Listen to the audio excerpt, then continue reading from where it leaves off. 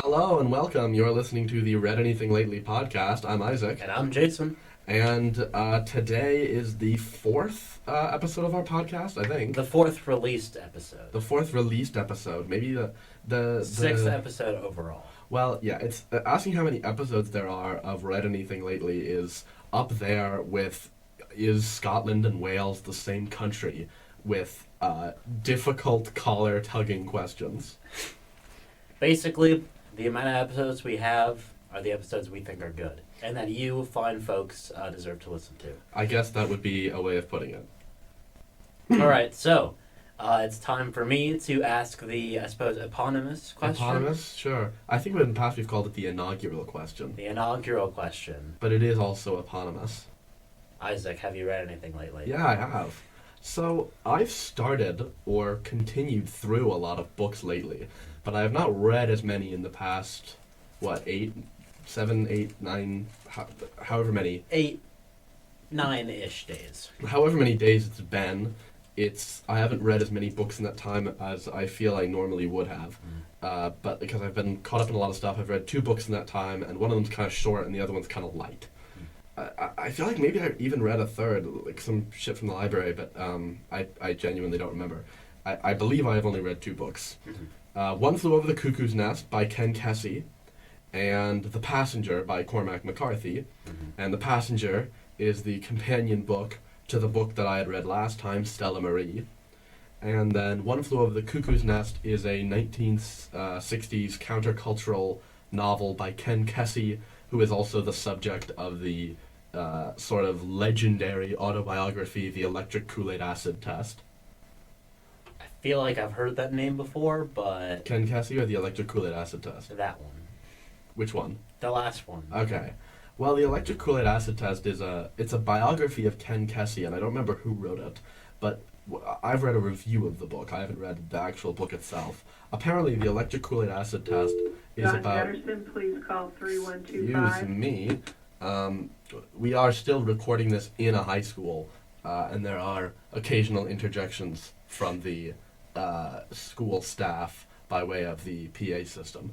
I hope we talked over that part enough where people didn't hear whose name was called. Yeah, and if you did hear whose name was called, well, I guess I'll have to listen to it. When if you heard a beep just now instead of a PA message, it's because I went through and found out that the message gave the identifying information of a real human being. We could just cut this part out. No. Okay.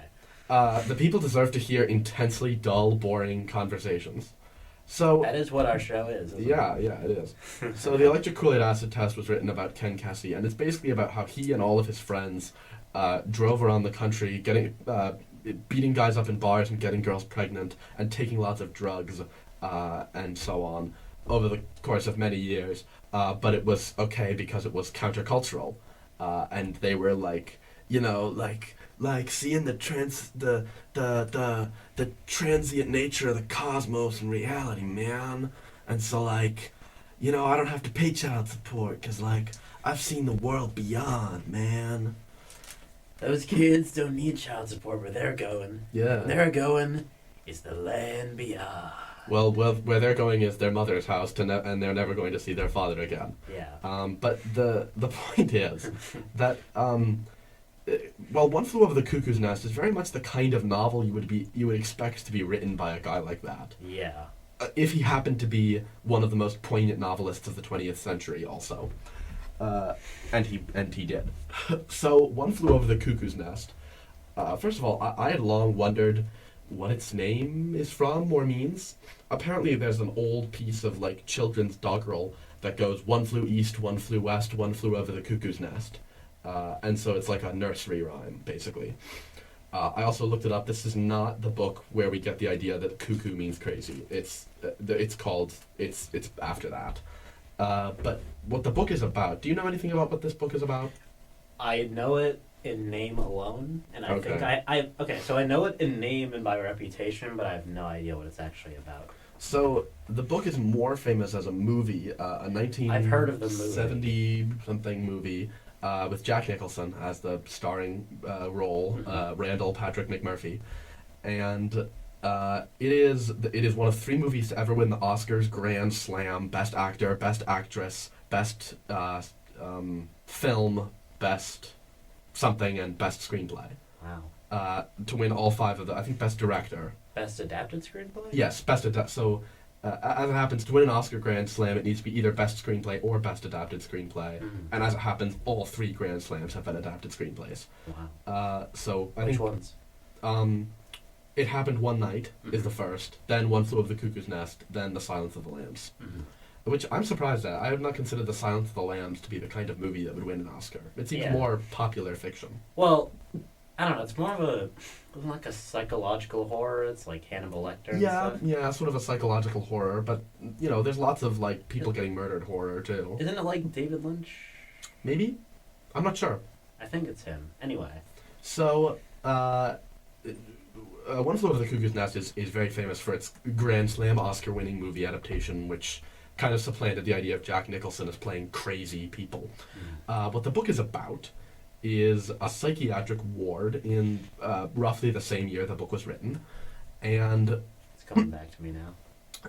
there's all these people on the ward, and they are in the non-disturbed wing of the hospital. So they're all the crazy people who are not a physical danger to those around them. They're the high-functioning crazies. Well, no. So, separate from their categorization into disturbed and non-disturbed, these guys are separated into acutes and chronics, who are within the little room where they spend most of their time.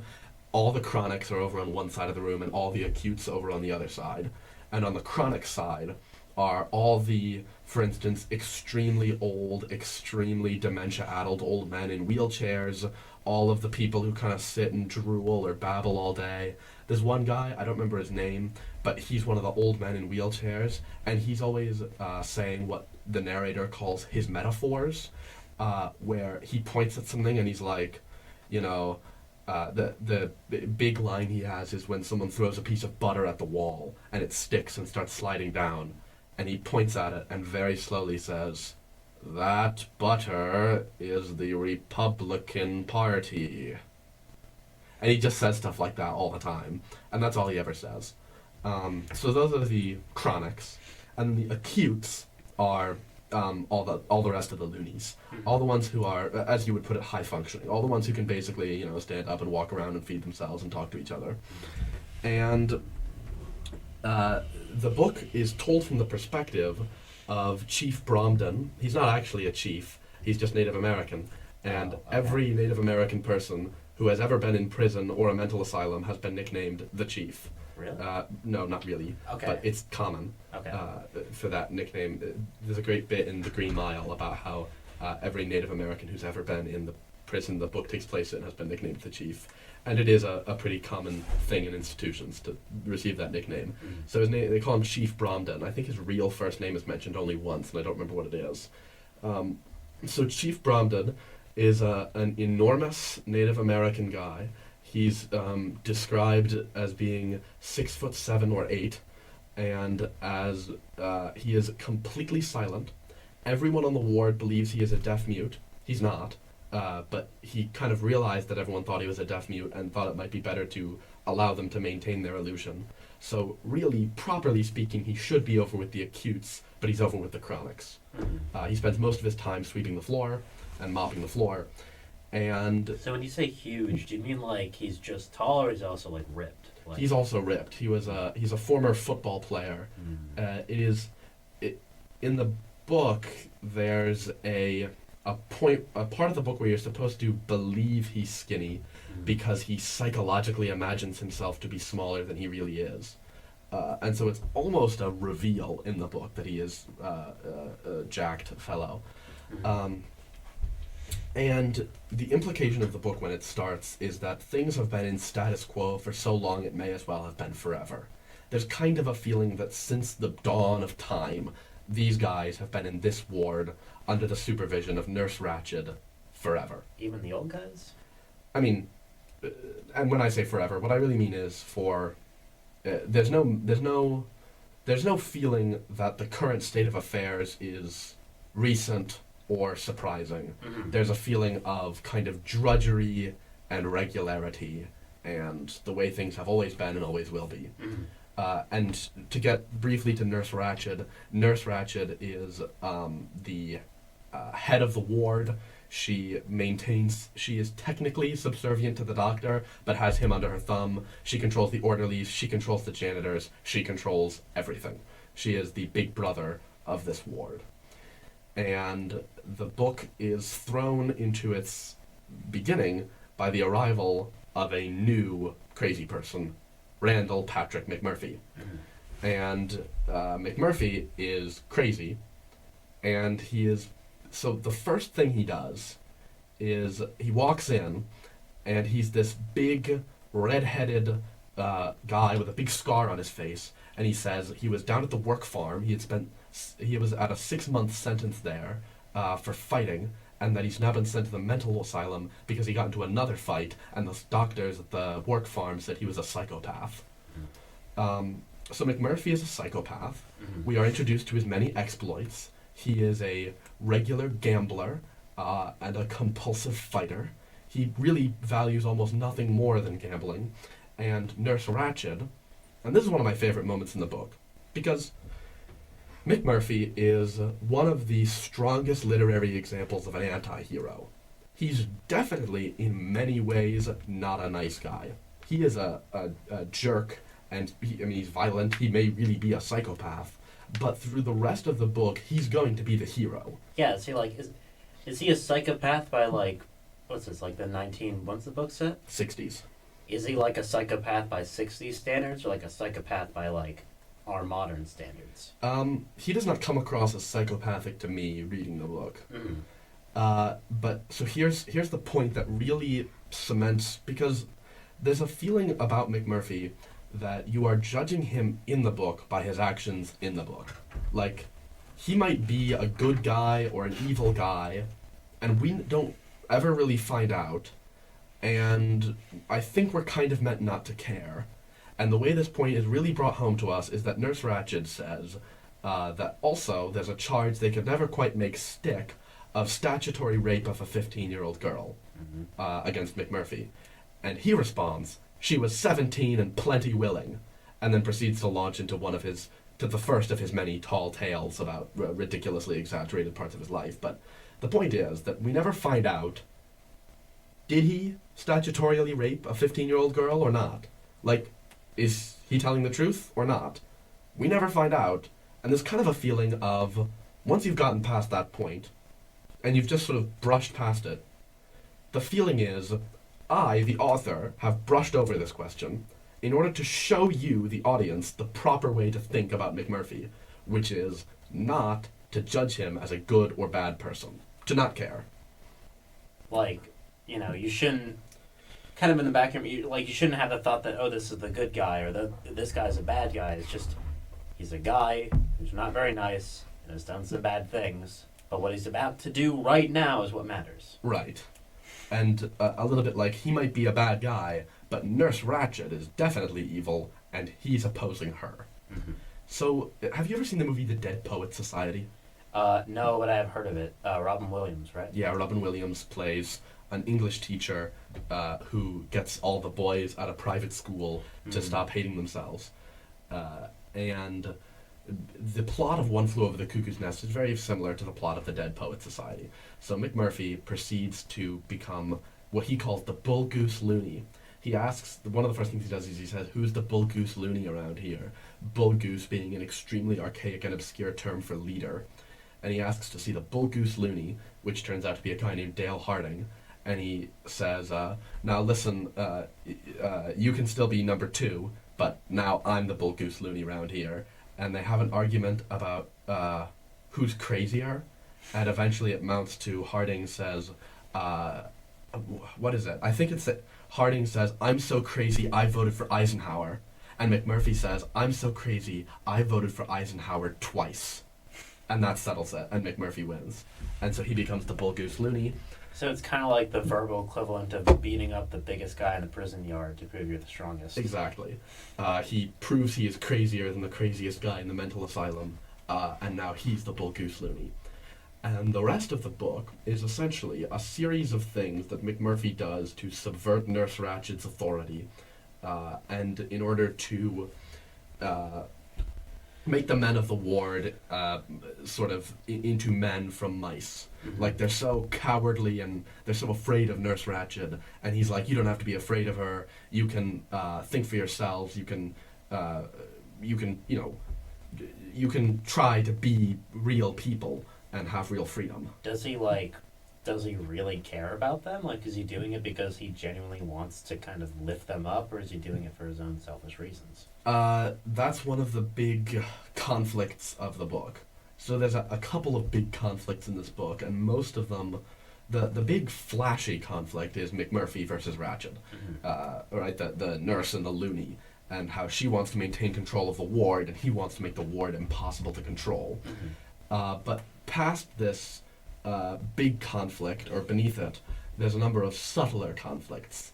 Like, there's a conflict within Nurse Ratched where she wants to be petty and vengeful toward McMurphy without ever giving the impression that she is anything less than irresistible but compassionate authority with all the men's best interests in mind. So she has to snipe at this guy while still maintaining the complete facade of somebody who is totally nice and totally helpful. There's the struggle among the men to free themselves, as McMurphy is trying to get them to do, and there's also the struggle in their own minds of, should we really be going with this guy? Is he really right? Or is Nurse Ratched right about what's best for us? Yeah, it's like, should we be listening to the person who's been our boss all this time, or the guy who we're still not sure if he actually raped that 15-year-old girl? Yeah, we don't know. Actually, they don't seem to care about that much. They kind of see it as, well, he's crazy. It's more a question of, is it right to follow him? Like, is this, can he really deliver on his promises? Would it even be the right thing for him to deliver on his promises? Do we want to be free? I feel like isn't there a famous quote about that? The people cannot be freed unless they want to be freed, or whatever. Probably something along those lines. I couldn't say. But sort of the point of the book in that part is that, and then Chief Bromden becomes kind of the Saint Peter to McMurphy, or not the Saint Peter, because that implies that he's kind of the second in command and passing on his messages. He's more of the John? Maybe. What's John like in relation to Jesus? I don't know. He's one of the apostles. Well, he's I don't know what he's like, but he's sort of the deepest devotee. He's the one who really believes in McMurphy the most. He's the most ardent believer. So I'm not sure that there's much to say about this book. I mean, like, what are the underlying themes? Like, well, are there really any, or is it kind of there's themes. Mm-hmm. Well, as I said, there's kind of this feeling of, should you? I mean, it's not a question for the writer, but it is a question in the book of, should you sort of reach for your freedom, or should you try to free yourself? Because these are all mental patients. They're not. So it's a little hard to talk about that theme without getting to a twist about halfway through the book, which is one of my favorite parts of the book. And so it's a little difficult to get into that theme of should you go for your freedom. But there is a question that the book tries to answer of, what do you do when you're offered freedom? Because, freedom is scary, obviously. We all know this. This is very trite cliche. It can be terrifying to suddenly find yourself not only without a net to bind you, but without a net to catch you. Suddenly, your actions will have consequences. There's a sort of, the world of the ward is very defined. There's no way that you can go to the ward and, you've got perfect job security. You're a mental patient. You're a full-time mental patient. No one can take that away from you. You don't get hurt. You don't get beat up. You don't get publicly embarrassed. You can just live your perfectly safe, like, child-proofed life. And then McMurphy he represents the opposite of that. He represents the dangerous freedom. Right. And there's a sort of symbol of that when he first walks in, he's still dressed in his street clothes, and he's still got the smell of the work farm on him. So he walks in, and he's literally embodying the outside world to these people. Well, all right. We'll see. We've already got 20 minutes out of this book. Mm-hmm. I'll go into The Passenger, and I guess we'll see if it can tie back to this book. Mm-hmm. But as now, I don't think I don't have much to say on the themes of the book. Mm-hmm. So, The Passenger is a partner to Stella Marie, and while Stella Marie is entirely dialogue, The Passenger is only mostly dialogue. Mm-hmm. The Passenger is about Robert Western, brother to Alicia Western, and older by 7 or 8 years. And he is living 8 years after the events of Stella Marie. Mm-hmm.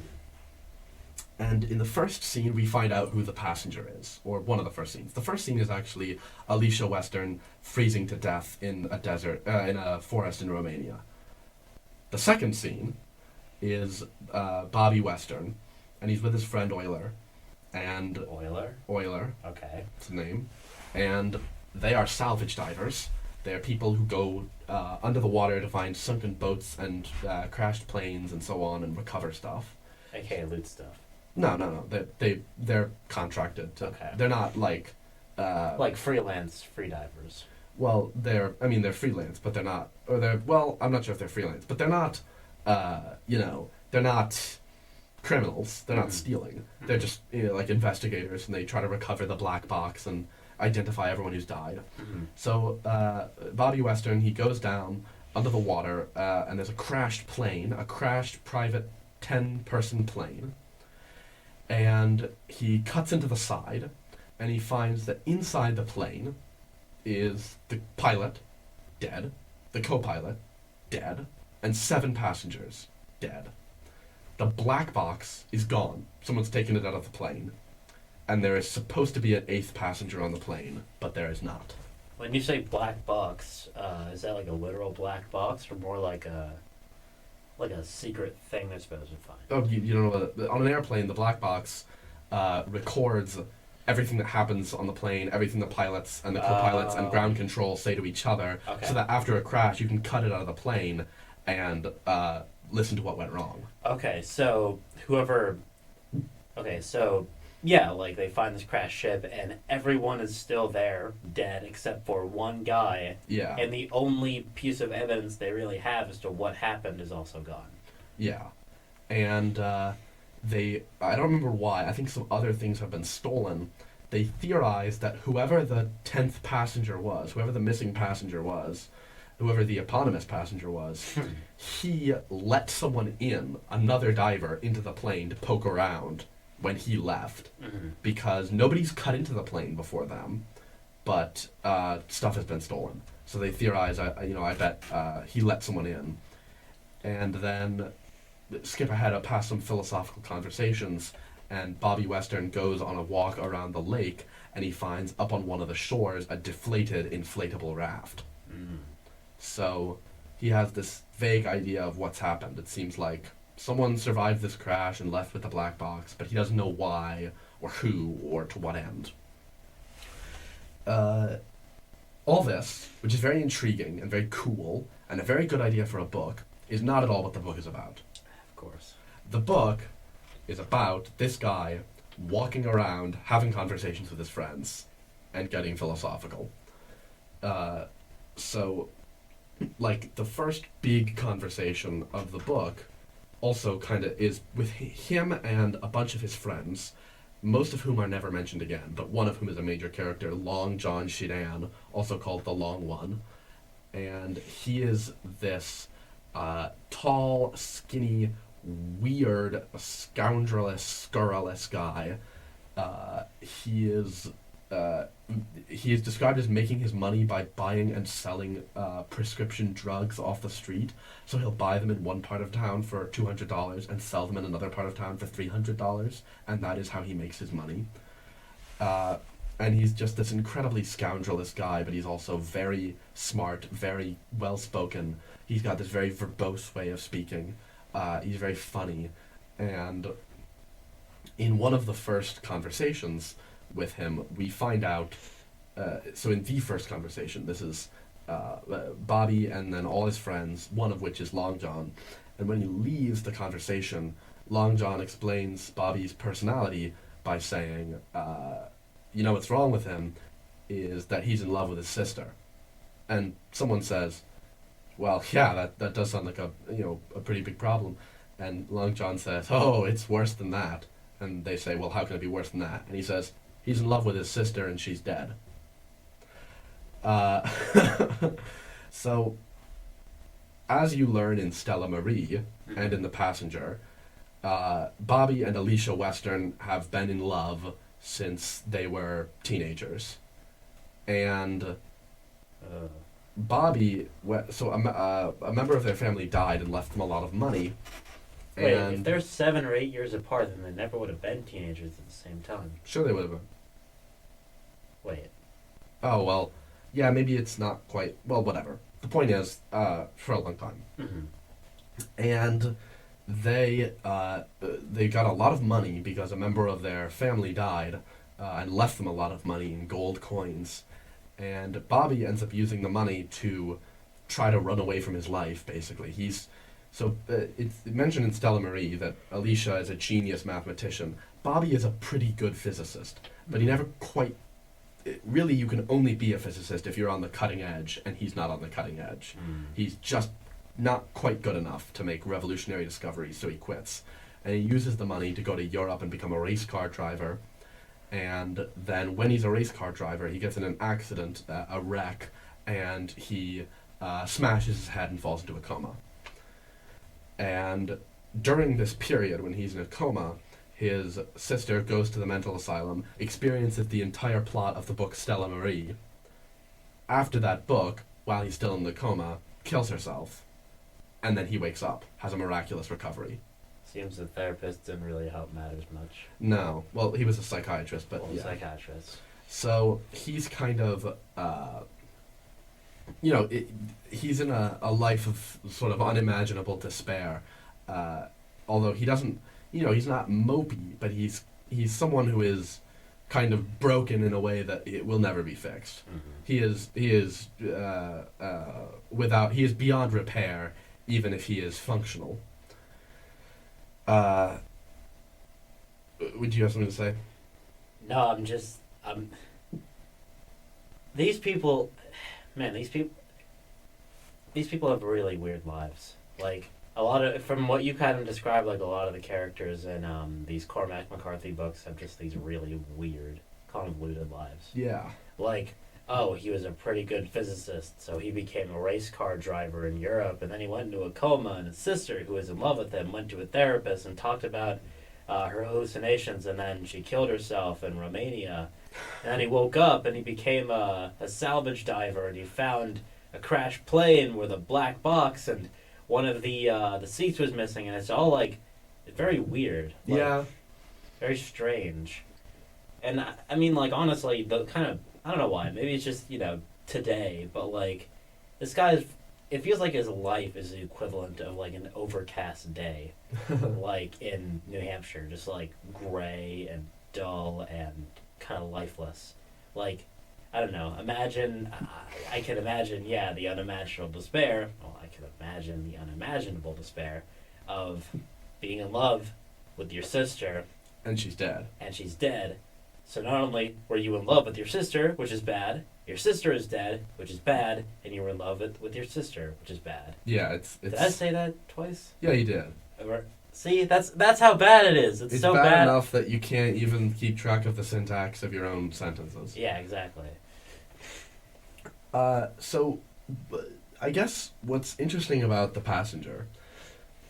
Well, hold on. So, he has all these philosophical conversations, and he is always the straight man. He is always talking to somebody weird, or somebody who wants to talk to him about something weird. And he's often kind of a monosyllabic responder. I mean, not really, but he's kind of like, oh, okay, I see what you mean. Yeah. Which kind of puts him in the same position as the psychiatrist in Stella Marie, who, if you ever lose track of who's talking in Stella Marie, just find the next paragraph half as tall as the page, and that's Alicia. The psychiatrist does not talk very much. So this is basic. So The Passenger is basically, The Passenger is a book with a lot of talking, where the main character does not talk much. Yeah, he listens, and he does talk some, but he doesn't talk much. So I think it might be interesting to go over some of the philosophical discussions themselves and to discuss them. I have two in mind right off the top of my head. Mm-hmm. One of them is a conversation with Debussy Fields early in the book, and another is with Long John Sheridan a bit later. Mm-hmm. And then another is with Euler about the Vietnam War. Mm-hmm. So I think Euler with the Vietnam War is presented as kind of the tutorial philosophical discussion. So Euler fought in the Vietnam War. The story is set in 1980, so he's not a particularly old man. And what he says is, he makes a couple of interesting comments. One of them is, every helicopter I was ever in got shot down. And another one is, he says, your first tour that you do in Vietnam, you sign up because you're a dumb kid. And you know about tours in the military? Yeah, like you kind of, I don't know if you sign up or if you get drafted, but you're expected Either to one can happen. You can do either of those things. Basically, you have to go on like a 2-year tour. Yeah. And just go around the place that you're fighting in. Well, no, it's not a tour at all. It's the unit of military service. Yeah. It's not like a tour. It's not like they're saying, and here's the Well, jungle. no, and here's Hanoi, and well, no, I was thinking here's more, Saigon. Yeah, I was thinking more like, it's a tour for 2 years. You're kind of going patrol. You're kind of moving from base to base, kind of just covering the bases. And for no reason of which I know, I believe the tour length of Vietnam was 17 months. Mm-hmm. It may have been 18 months. They're measured in months, and it's usually between 12 and 24 months. So Euler says, the first tour in Vietnam, he says, you sign up because you're a dumb kid and you want to go fight in the war. And he says, during that tour, you are in enough helicopters that blow up, and you see enough people die, that the next time...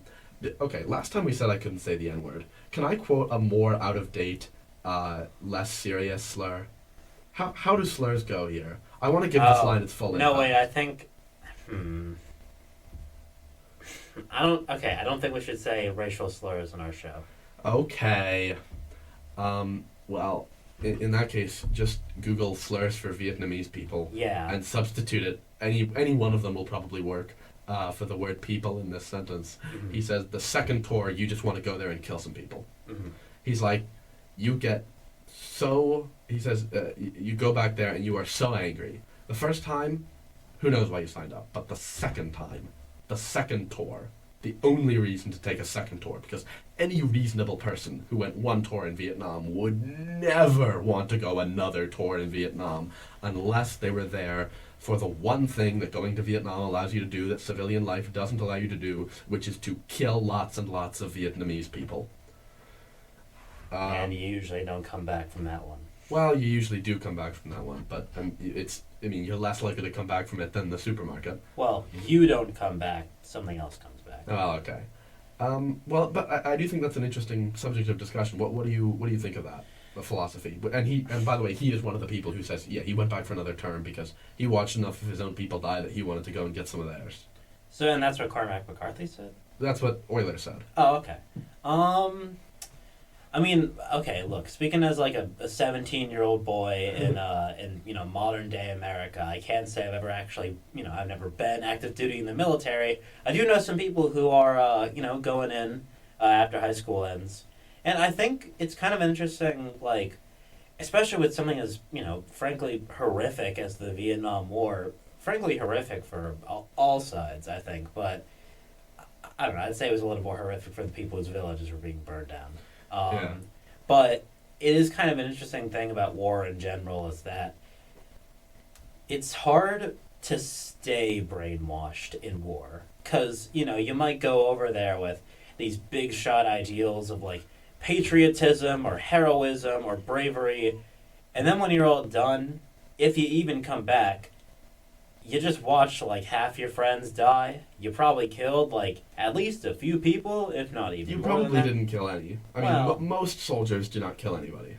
Most But- soldiers do not even fire at the enemy. Have you heard that? Really? When I mean- when soldiers are fired on and they return fire, between 1 in 5 and 1 in 8 will actually return fire.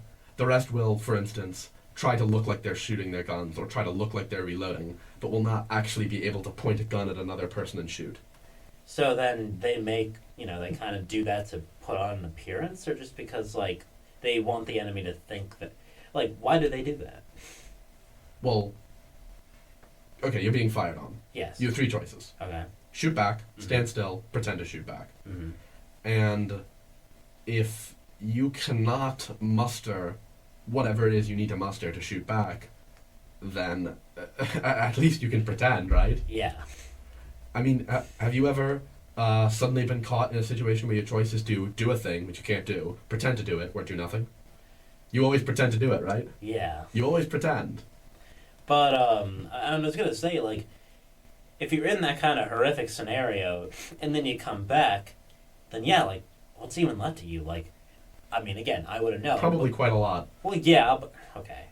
I mean, okay. I mean, I'm just saying my opinion. I don't think that... I think there are definitely people who got psychologically destroyed by Vietnam, Mhm. but I think we do it as a figure ground inversion. Mhm. I think for most American soldiers in Vietnam, it was merely a very, very, very shitty year and a half. Yeah. Rather than being like, nothing came back from that, jungle. I mean, that happened, but I think it was not what happened most of the time. And I think what I would say about that is, like, it is kind of interesting how righteous fury can just turn into fury. Yeah. Or how bravery can turn into suicidal bravery. Like, kind of the horrors of war, kind of being, like, thrown up against a wall in kind of a life or death scenario, and you're kind of forced to do one thing or the other in order to survive. And the thing is, it's like, kind of like you said, like, most soldiers never fire a bullet while they're on a tour. Well, they fire a bullet, but not. Well, they at the fire enemy. okay. They never fire up. They probably fire a lot of bullets in training, but not at the actual enemy. But the thing is, you never know if you're going to be that guy. Like, you're kind of on the edge of your seat. You're like, we could just be, we could just be kind of walking through this jungle or walking through this desert, then bam, you get shot at, and like half your unit dies, and one of the ATVs gets blown up. Or you could just walk through the jungle or the desert, and nothing happens. Yeah. And the thing is, you never know what's going to happen. You're living on the edge of your seat. And so either way, you're either living in constant anxiety for a year and a half, or you're you're kind of faced with these really awful, horrible scenarios of death and destruction for a year and a half. Either way, you come back, and then, yeah, like, why would you ever want to go back? Like, why would you ever want to return to that? Like, some people, especially, the people who have particularly strong mental fortitude, or maybe who just didn't experience that many bad things on the tour, they're like, you know what, that was bad. My country still needs me. I'm going back. Or Yeah. maybe, like, I don't really, like, this is kind of like the thing that I've wanted to do and that I want to do. I'm going to go back and serve my country another time. But if something really bad did happen to you, then yeah, I do think that the only reason you would ever go back is like, you know what, I experienced horrible things, and I honestly think readjusting to civilian life would be worse than just going back. Yeah. So I think there is that. Yeah. So I think you're a little bit throwing in your hand with Euler here, although I think you're also kind of reserving. I think you certainly agree. One of the reasons is because in no place other than war are you allowed to inflict horrors. And once some horrors have been inflicted on you, you're like, well, I might as well. Yeah. Which is what Euler says is the only reason to go back. I think there are some other reasons. Yeah, like, I mean, like what I said, like, some people genuinely do want to just keep serving their country. Some people it is just out of loyalty and out of dedication. Like, even if they experience bad things, like, you know what, I experienced some terrible things over there, but my country still needs me. I'm gonna go back. I'm doing this for them. I'm not doing this for, like, petty, selfish, vengeful reasons.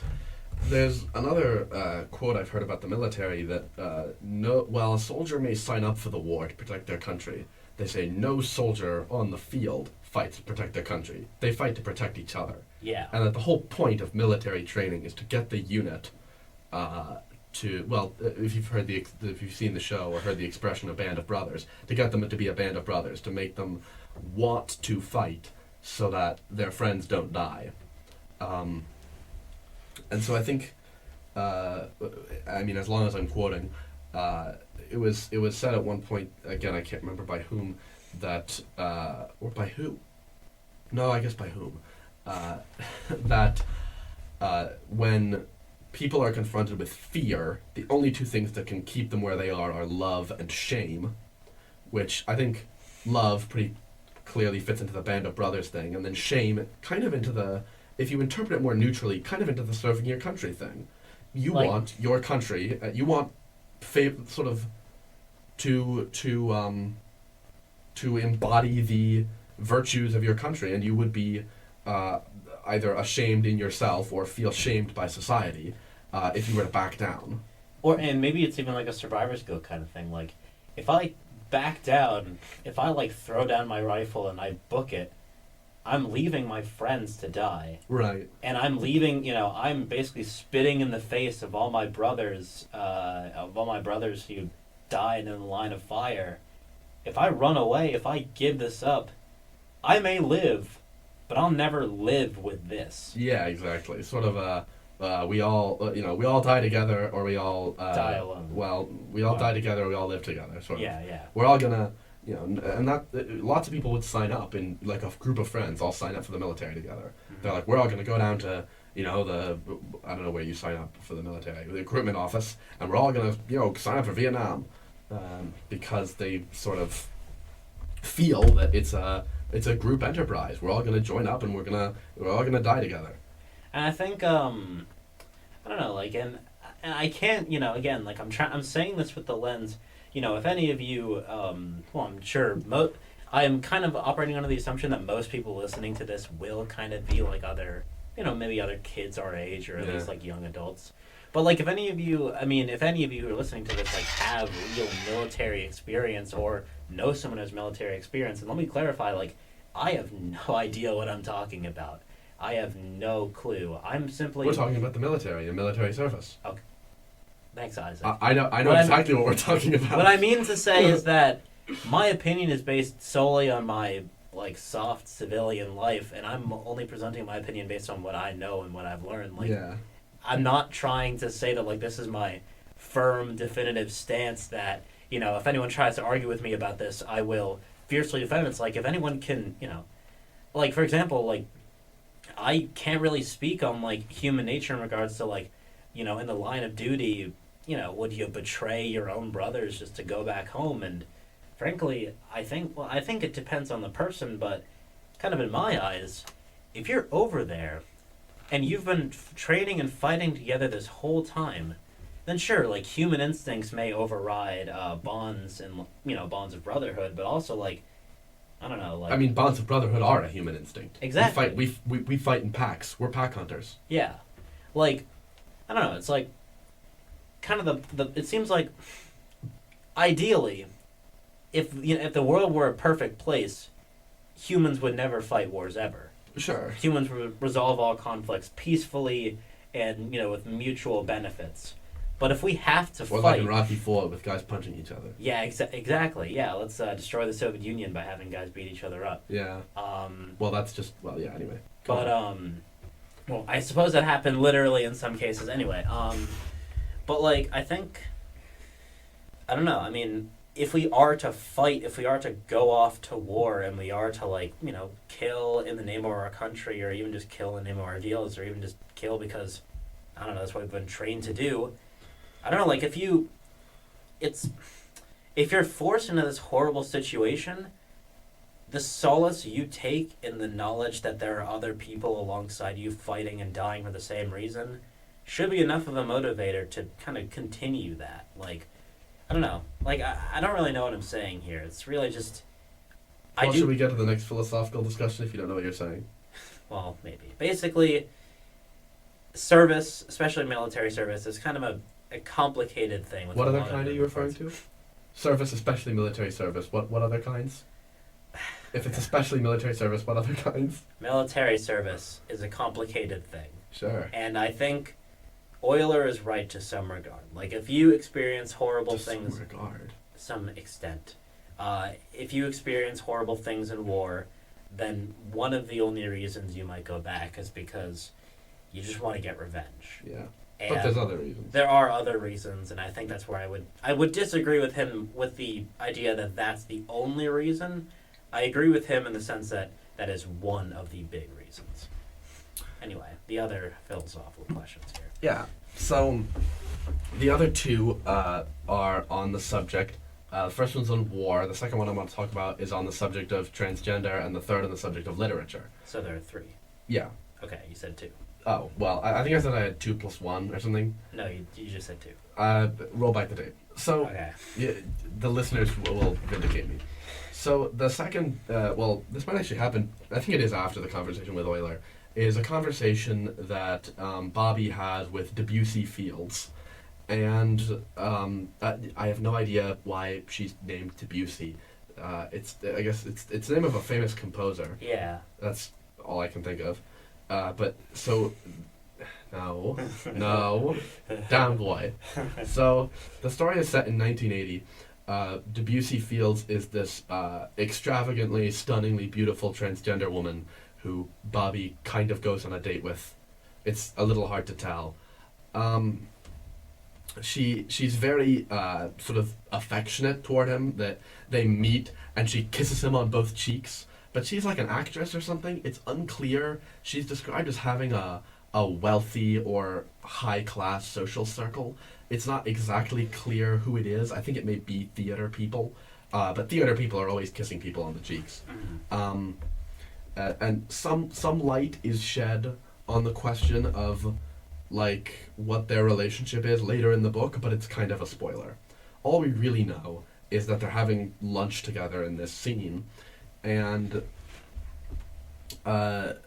Debussy Fields has this whole speech on the subject of, well, it's a little bit like a speech from somebody who has the coincidental advantage of being both transgender and having a primary philosophical interest in the concept of transgender and femininity.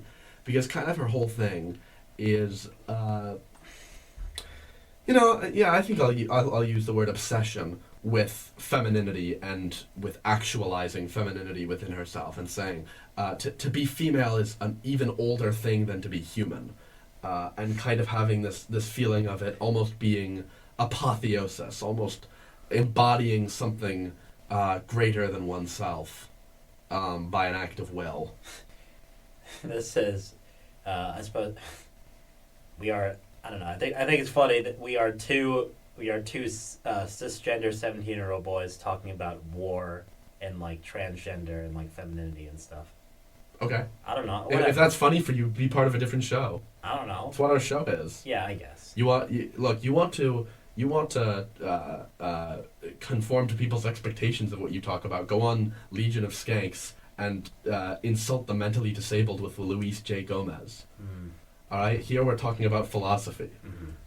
So, what do you think of that idea, that Debussy's framing of almost to be transgender as to be an apotheosis or to be an act of transcendence within of actualizing something transcendent within the real universe?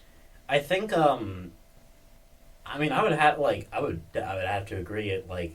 would have to agree with I don't know. I'm cisgender. I'm not transgender, but I do think. Shocker. Yeah, shocker, right? But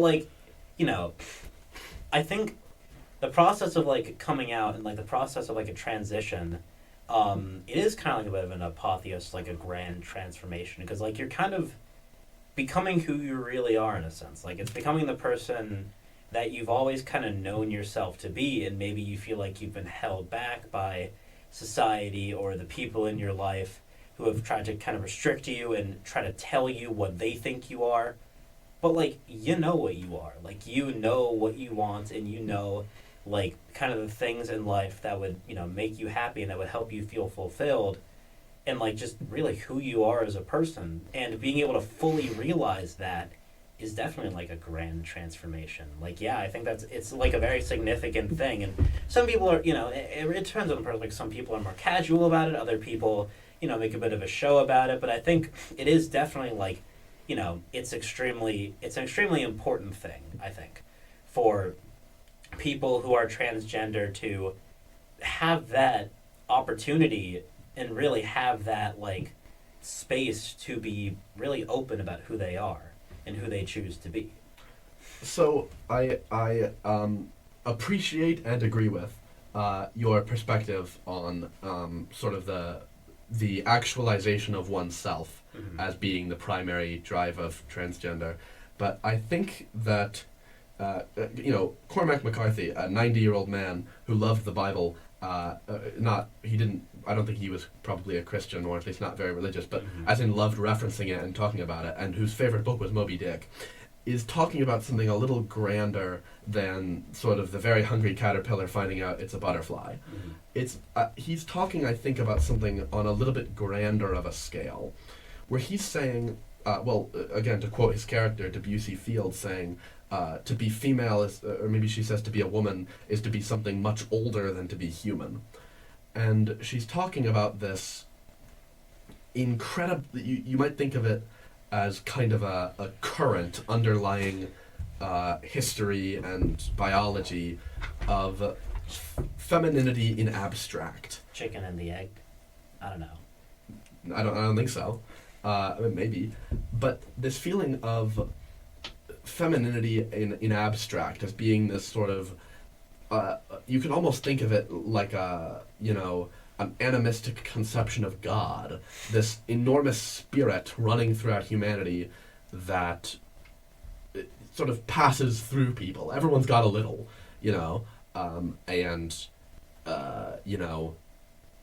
Steven Seagal has almost none, and then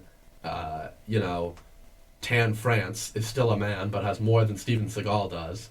And then, people embody femininity to different degrees. And Debussy Fields is in this almost, or maybe I shouldn't even say almost, religious devotion toward taking in as much of this energy or this current or this idea as possible, because she certainly embodies in one person much more femininity than any regular person has. And I couldn't say exactly how that is conveyed to the reader, how that is made clear, but she's really feminine, like really a lot. And so that was why I used the term apotheosis, because to apotheosize is to be basically become a god. Well, and to embody an idea. Like, you don't necessarily have to be a god. You can be just the avatar or the embodiment of something to as fully as possible express some idea or some sentiment, which is what Debussy Field is trying to do.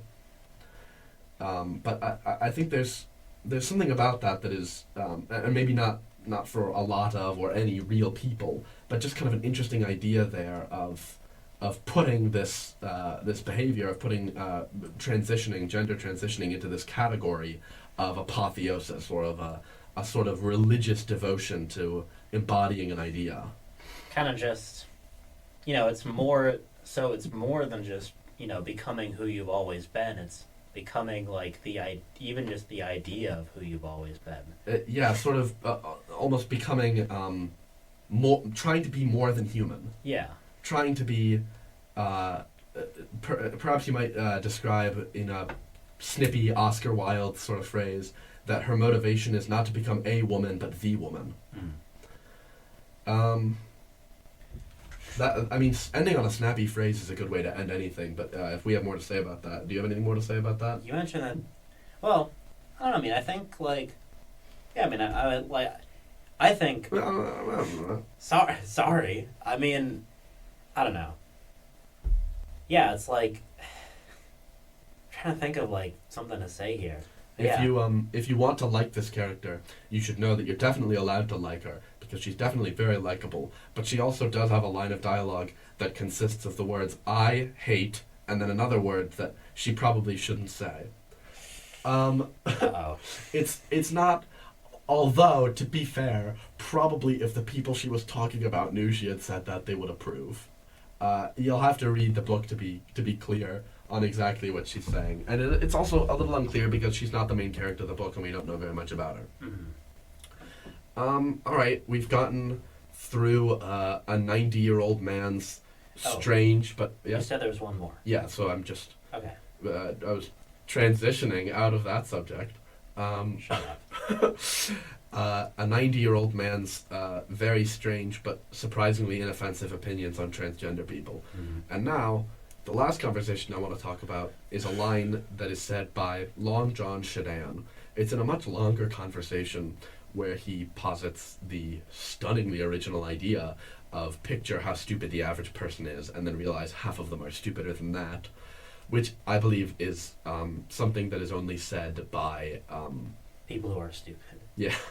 Well, it's not even that. It is actually usually pretty smart people who say that, but it's people who just have no appreciation for other people, and no respect or humility. But he does. I mean, he's not supposed to be a character with respect or humility. He's supposed to be Long John, Yeah, he's a smart, arrogant prick who sells drugs. and a very funny, arrogant prick. Like, Long John may be the one who like. I would say that of all the characters in that book, Debussy Fields is the one I would most like to know, but Long John is probably the one who's the most fun to read about. I would, as long as I never have to meet him, I think he's very funny. But I would never want to meet him. Because he might sell you Adderall. Man, it's not even that he might sell you Adderall, it's that he might breathe on you and you'll get whatever he has. It's talking to him, you'd be like petting a stray dog. Who knows what he's got? Who knows where he's been? So he says, in a much longer conversation, he has one really good line where he says, having read even a few dozen books in common is a bond stronger than blood.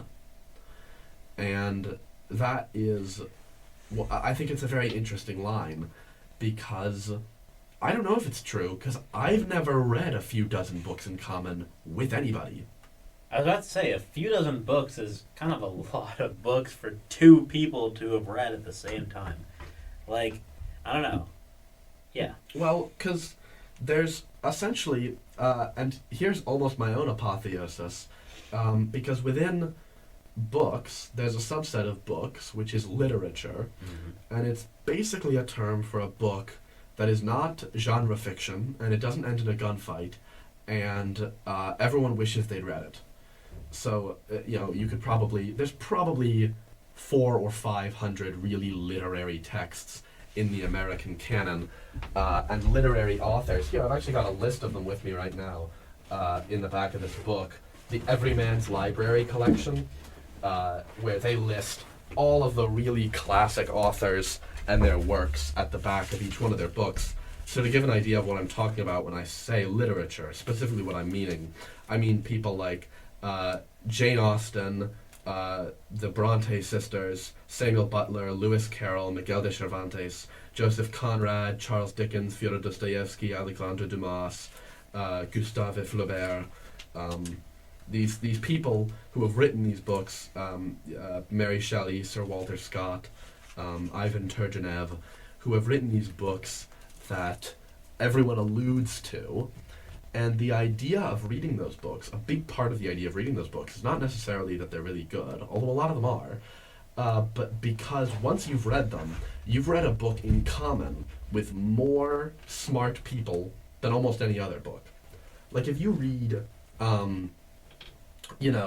because there are some classic books which nobody has read at all, ever, and nobody's heard of them either. So if you read a book that is for smart people, like Somerset Maugham's Cakes and Ale.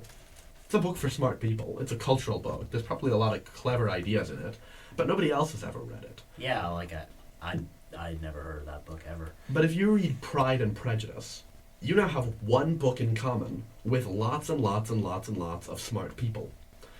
And so I think that may be one of the only routes to Long John's Bond Stronger Than Blood, is to read a few dozen of these a few more dozen of these classic books, so you'll probably intersect with anybody else who reads lots of books. See, when you first said the line, I kind of got the impression that what John really meant, or sorry, what Long John really Yeah. meant, was that I don't know if he is ever referred to as John. I think it might just be Long Long John. John. Or the Long One, as he's sometimes called, which I think is very funny. I think what the long one really meant is that a few dozen books in common is stronger than blood. Maybe he meant that like shared ideals are stronger than blood. Like if the same two people have read a few dozen the same books, then that means they clearly have certain ideas and beliefs and values in common, where they would want to pick up those books and read them and then absorb their values and ideals and beliefs. So maybe like what he's really saying is that kind of the ideas we share can create bonds stronger than blood. Well, so I feel like you kind of... I think it is definitely true that what he's saying is... It comes... it's not just, I read Pride and Prejudice, so did I, we're best friends now. It's a result of the ideas and also of the references. Like, something you'll notice, there's a number of authors who have kind of developed this secret code. Elmore Leonard is one, and coincidentally, so is the guy who wrote Silence of the Lambs, the book, which I think is not called Silence of the Lambs, which is Job 1:7, a Bible verse, Yeah. in which the devil says that he's been enjoying wandering the world, going back and forth. I think wandering the world, going back and forth in it. And if ever you see a character, particularly a villain, in a book, who is said to be going back and forth, or to be especially enjoying going back and forth, that is someone who is being analogized to the devil at that moment. And it's this kind of literary code word. And there's lots of ones that are less subtle than that. Like, when someone just makes reference to Odysseus. And if you know who that is, you understand what they're saying. Yeah. And if you don't know who that is, you don't understand what they're saying. So I think there's definitely a sense in which the ideas and the references are what he's talking about. But I think you also kind of raised the point, especially in the sort of first half of your statement, that he's kind of saying that a few dozen books in common not so much is a bond stronger than blood as it represents a bond stronger than blood. Mm-hmm. If a bond stronger than blood already exists, then you will naturally have read a few dozen books in common. Is that what you're saying? What I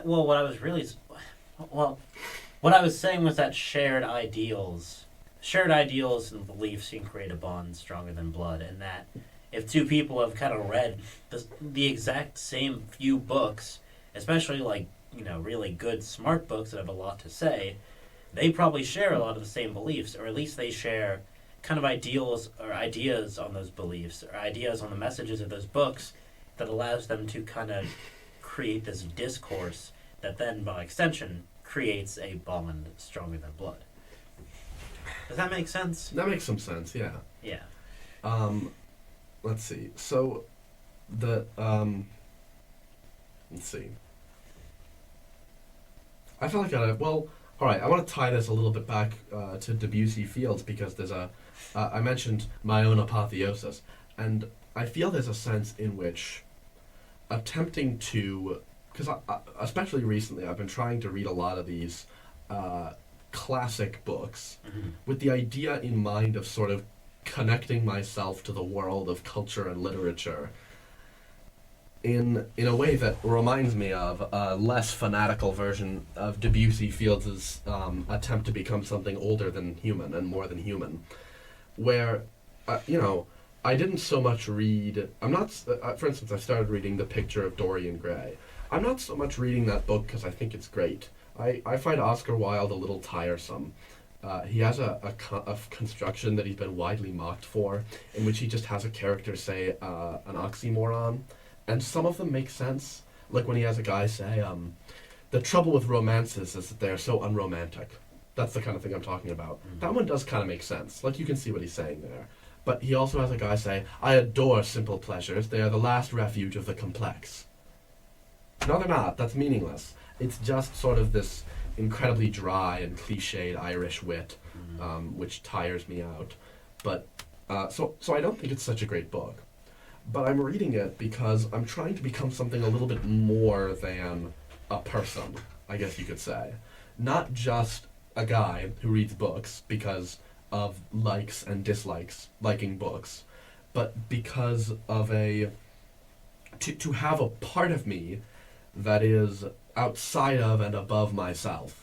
To read these books, and I think it's a big reason to read the classics, to read these books in order to be connected to something much larger than yourself. To kind of, partake in these stories that have been passed down from generation to generation. Yeah. Learning these myths and legends and these tales that have inspired so many people before you and will hopefully inspire so many people afterwards. You're kind of entering into this larger collective mass of people who have been inspired by these books. Yeah. Like, Don Quixote or Don Quixote or Picture of Dorian Gray or like any of these other He said Don Quixote because I have a copy of it with me right now. That's the Everyman book that I got the index out of. Mm-hmm. And also, like Crime and Punishment, Tale of Two Cities, Dracula, Scott Pilgrim.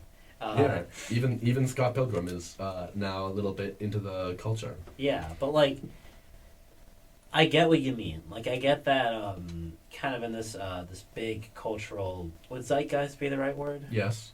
This big cultural zeitgeist, like this these ideas that have been passed down for so long, and like, the thing about ideas is that ideas tend to beget more ideas, and that if you read, like, the older the books you read, the more things you see that you have seen before. Right. Like, for example, if you read Dracula, if you already know how vampires work, you will basically understand everything about Dracula after, like, maybe the first chapter, which is, like, the dramatic cold open of the story.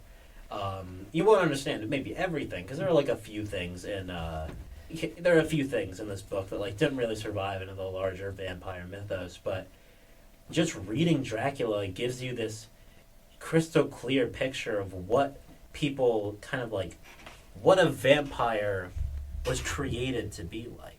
Kind of like, vampires were not created by Dracula, obviously, they were a long-standing mythological concept, but like, this idea that was painted by Bram Stoker is the idea that, like, has been taken by so many other people and used and adapted and changed. Some would say corrupted, others would say just changed. Sometimes it's definitely been corrupted. Sometimes. Edward Cullen.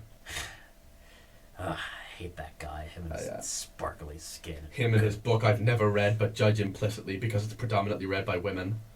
I would like to give another quote from Cormac McCarthy because, well, it's a good way to round this off. I think we're coming up on the end, and he's the one who wrote this book we've been talking about. Yeah. What he said was, books are made out of other books. And I think he's definitely right. For instance, shameless plug, I wrote this novel called Spider, which is formerly known as Dead Reckoning. Yeah, I originally called it Dead Reckoning, which is a term in submarine navigation that has nothing to do with the book, its characters, its plot, its themes, or its ideas.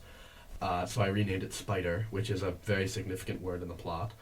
And that book is mostly made out of American Gods by Neil Gaiman and Watership Down by Richard Adams. Mm-hmm. But it's probably got at least 100 other novels in it. There's a little tiny piece from The Last Continent, and there's a little tiny piece from pretty much every book I've ever read.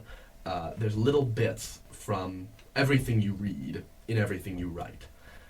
Books are made out of books. And in some cases, video games and movies. Sure, but mostly books. I mean, I did make a novel once out of Baby Driver, or a novella, but basically, yes. Yes, you can. It's usually books. You can make them out of other stuff. And the parts, American Gods is a book from, I think, 2000, and it itself is built out of myths, old stories. It's stories of, Thor and Anansi and Zeus and Ishtar and all these deities of all these religions. And so, me using American Gods to make a book out of is a little like going and getting prefab parts at the hardware store to repair your lawnmower. You're using something that has already been built out of constituent parts, and you're using that to make stuff. But when you have read these books that have defined, without precedent, the culture, like the Bible, is not made out of anything. The Bible is people talking fresh. It's made out of itself. It is the thing in itself. Well, And- the Bible is just a collection of oral traditions that have been passed down for hundreds, if not thousands of years. Yeah, so it's not made out of books. Well, It's made out of others. It's made out of oral traditions. It's made out of people. Yeah. So it's not made out of books. And so working with these older texts and these more defining texts, these ones that are revolutionary in that they are not made out of other books, or many of their parts are not made out of other books and are wholly original, is less like going to the hardware store and buying a blade to rebuild your lawnmower. It's like going out and buying a block of steel for you to shape in your own forge at home. It is going straight to the raw materials and practices out of which the culture and the literary tradition are made. Mm-hmm. I think I don't know. It's kind of like I was thinking about like that lawnmower analogy. And I was thinking like a good lawnmower is like The sleek. Republican Party. This lawnmower represents the Republican Party. But a good lawnmower is like, it's sleek, it's well made, it's like all the parts work together in tandem, and like it all comes together, and it's a perfect grass cutting lawn mowing machine. However, a bad lawnmower, the pieces don't fit together right, they don't operate correctly, and in some cases you can literally see like parts of the lawnmower sticking out.